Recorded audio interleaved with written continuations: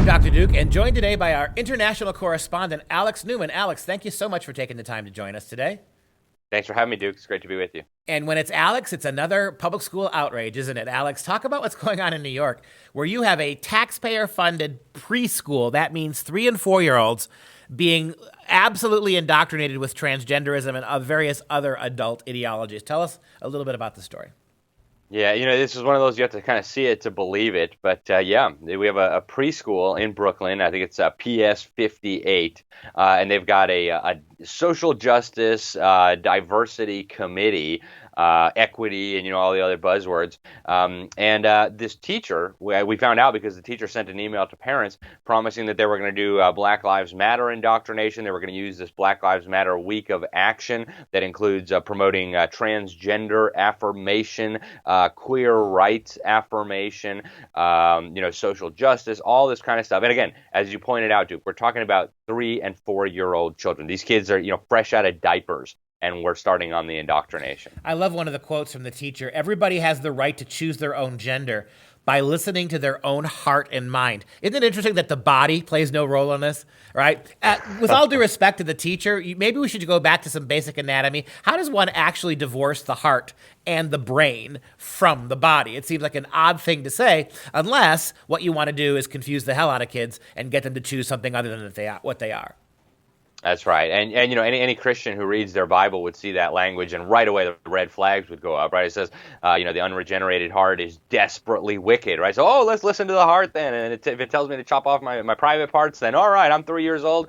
I can't make any decision about anything, but hey, I'm ready for that, right? This is so crazy, Duke. And, again, we keep pointing out the American College of Pediatricians has referred to this as child abuse, trying to convince a child that he or she may have been born in the wrong body and that they can impersonate the other sex by taking a bunch of hormones or chopping off parts and rearranging things surgically.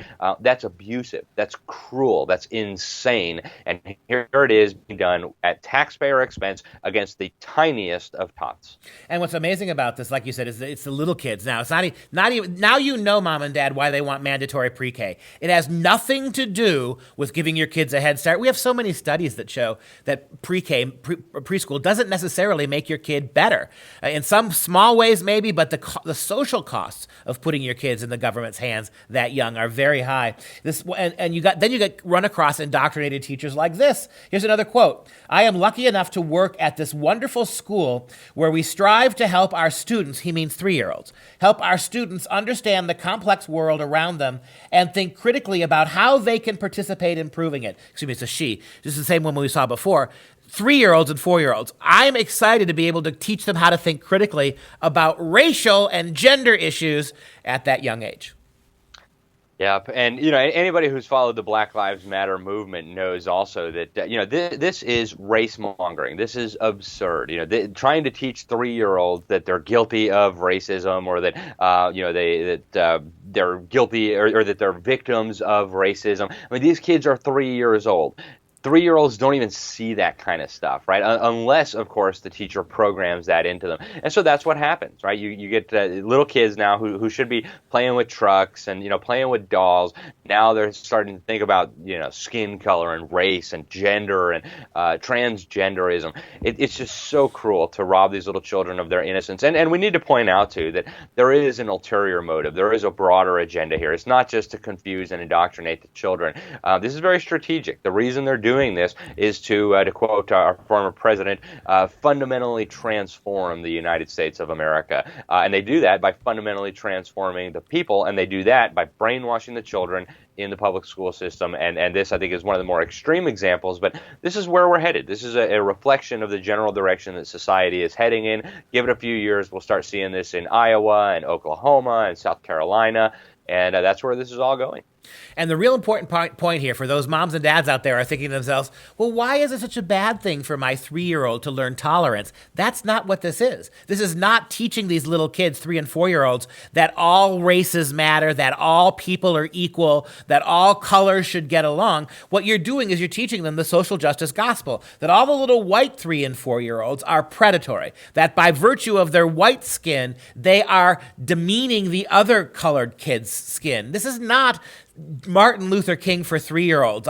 Let's see beyond color to a child's character. No, this is about how you put certain groups of kids at odds with others. You convince non-white kids that they're victims. You convince the white kids that they're victimizers. You heap shame on one group and you mindlessly excuse the other group from responsibility. That's what you're doing to kids as young as 3 and 4.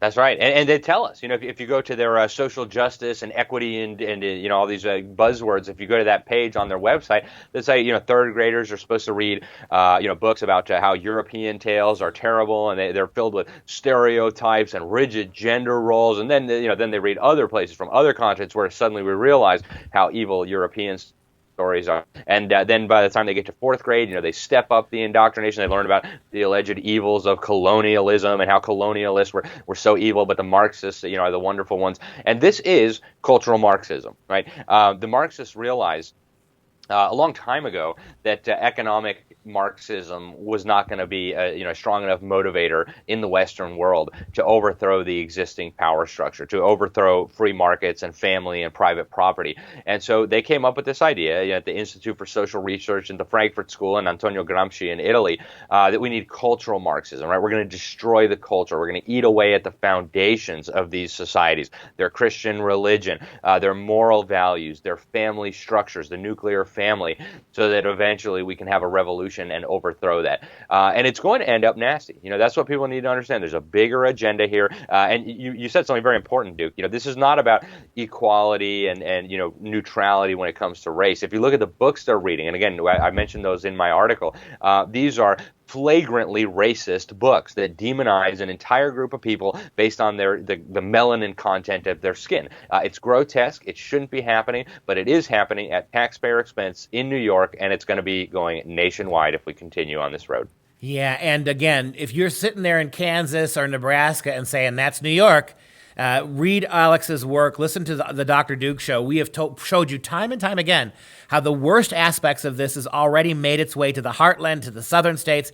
This is the end game for all American kids. It's just a matter of time. Alex, thanks again for another shocking but absolutely necessary report.